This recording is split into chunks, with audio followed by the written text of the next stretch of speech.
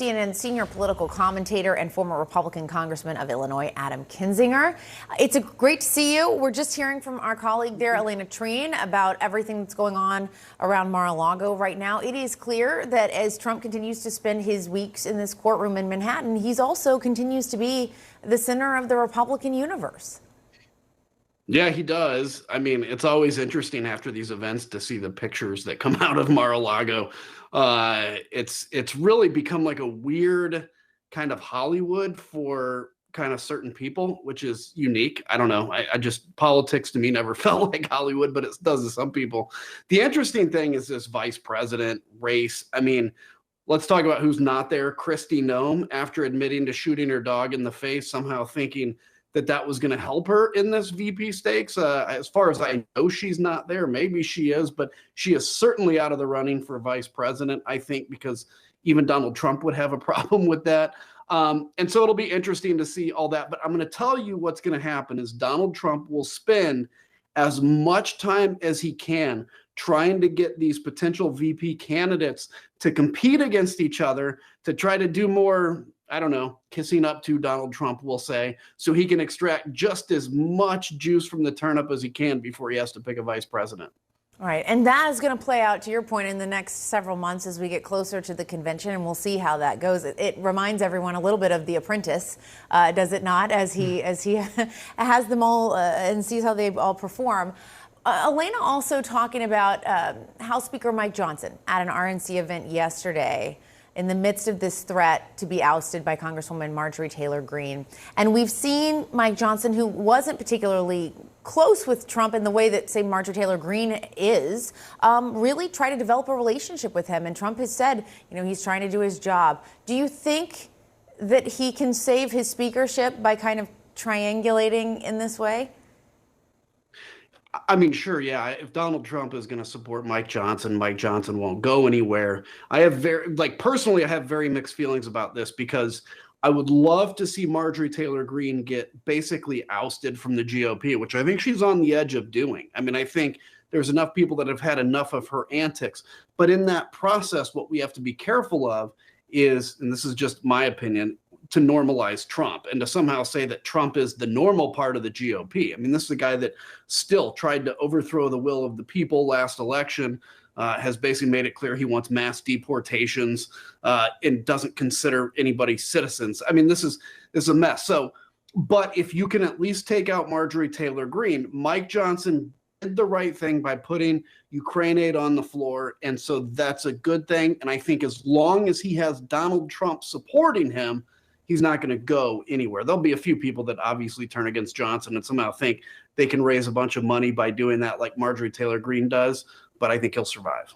And you mentioned that Trump has said he wants to conduct mass deportations. He gave this interview to Time magazine that came out this week, and he really was quite clear, laying out a lot of his plans for what he would like a second term to look like. And there are some of the things that he said, using the military to conduct mass deportations of migrants, firing civil servants that he calls bad, pardoning the January 6th rioters, saying states should decide whether to prosecute women who've had an abortion or even monitor women's pregnancies to identify those who've had the procedure.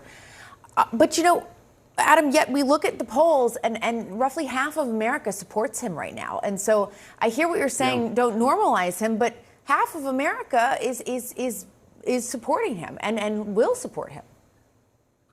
Yeah, it's a reality. I mean, look, every authoritarian movement that has come to power comes to power on the back of either a bad economy or convincing people that there's a bad economy, or on the back of crime or convincing people there's a problem with crime. So this year we've had actually a record decrease in crime, but Donald Trump is running on this idea that crime is skyrocketing because when people usually give up their freedoms is when they fear on those Maslow's hierarchy of needs for just basic safety.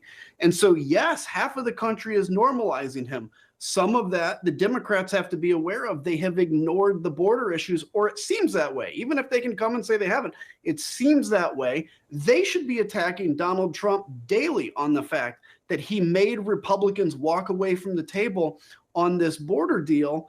But I don't understand kind of why that message isn't out there. And it's resonating with Republicans or people that would lean Republican. I'm not sure that Donald Trump wins. I mean, I think it's still 50-50, but I think it's way too close. This is just my opinion. It's far too close than it should be, especially given that he's just openly talking about his authoritarianism.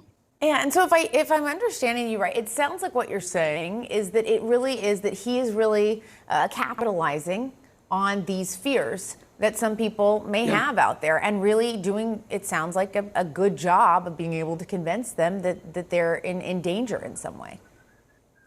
Yeah, he's definitely doing a good enough job to keep himself at about 50% in the polls.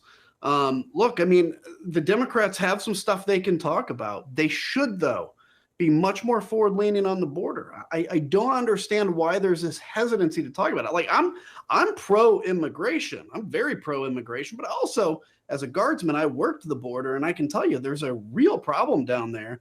I think if they lean forward on that, they're probably not going to win on the issue of immigration, but they'll certainly blunt some of Donald Trump's things. Now, you don't have to necessarily run for election fighting on Donald Trump's terms, but I think when you see the American people have a concern about something, you do need to fight on their terms. And so, he's a demagogue. Demagoguery works, and you just got to push back against it. And another thing that we heard him say in an interview this week, this was with the Milwaukee Journal-Sentinel, he said he'd accept the election results if, quote, everything's honest. And then he went on to say he expects it will be, and will be, quote, he'll maybe win, maybe very big. You know, you sat on the January 6th committee. You've seen this all play out. What do you make of those comments and people out there who go, he's just saying that? Yeah. Well, look, I mean, before January 6th, and actually before the election in 2020, remember, he said, yeah, I'll accept the results of the election if I win. And everybody laughed. Donald Trump, he's being funny. Now, he actually meant that. Like, that's what he said. If he didn't win, and so he didn't accept the results of the election. So that's what we have to take very seriously is, again, you can, as he's doing with the crime issue, for instance, where he's saying crime is out of control and rising, and it is out of control in certain areas, but macro, it's gone down. He can point to things and convince people, as he did in 2020, that an election is stolen, even against all odds, even against all court cases, 60 court cases that rejected him. But all you got to do is convince people, and he's pretty good at convincing people of some of that. So don't take what Donald Trump, people said usually, like, don't take him literally, but take him seriously. No, take him literally and take him seriously, because he does telegraph what he is going to do. And I think he's telegraphing this, that he expects to win Wisconsin. And if he doesn't, he'll basically say, well, it was probably stolen again. Yeah, and he's saying all of these things pretty clearly. All right, Adam Kinzinger, it's good to see you. Thanks so much for stopping by. You too.